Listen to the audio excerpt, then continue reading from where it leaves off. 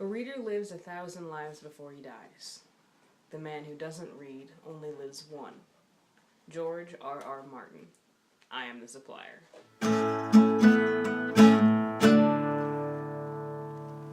In 2009, there was an NCTE blog post about the 5 things I've gained from reading literature.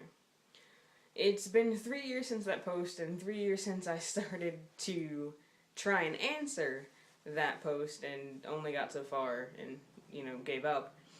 But I'm back to thinking about why I do what I do and why I read as much as I do.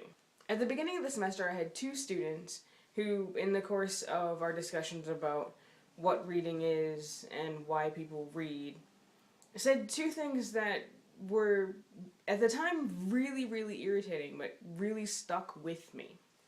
One said that people who read are stupid.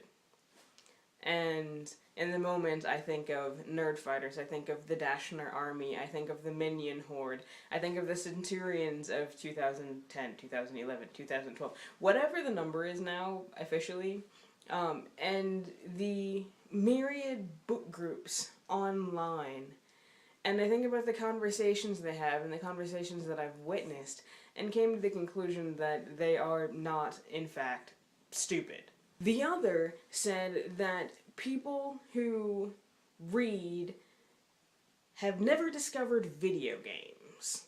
Now, theorist James G. would say that there are literacy opportunities to be gained or to be had within playing video games. And his book on video games and literacy is on my to-read list for the summer.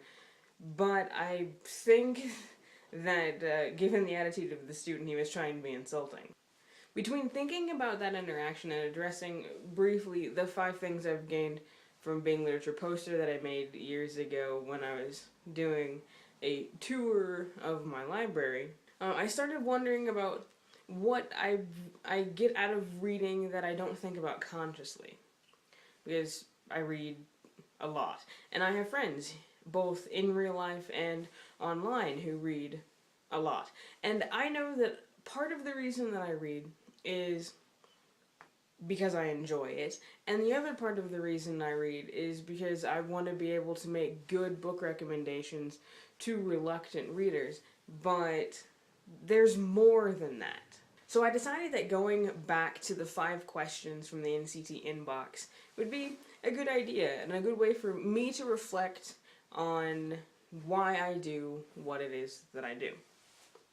So, the 5 questions. 1. What piece of literature has stayed with you even though you haven't read it in a while? 2. What character in a story has influenced something that you've done? 3. What piece of literature has seemed to relate to a news story or personal experience? 4. What character has done or said something that made you wonder why he or she did or said that thing? And finally, number 5. Name something from a work of literature that you find beautiful or vivid.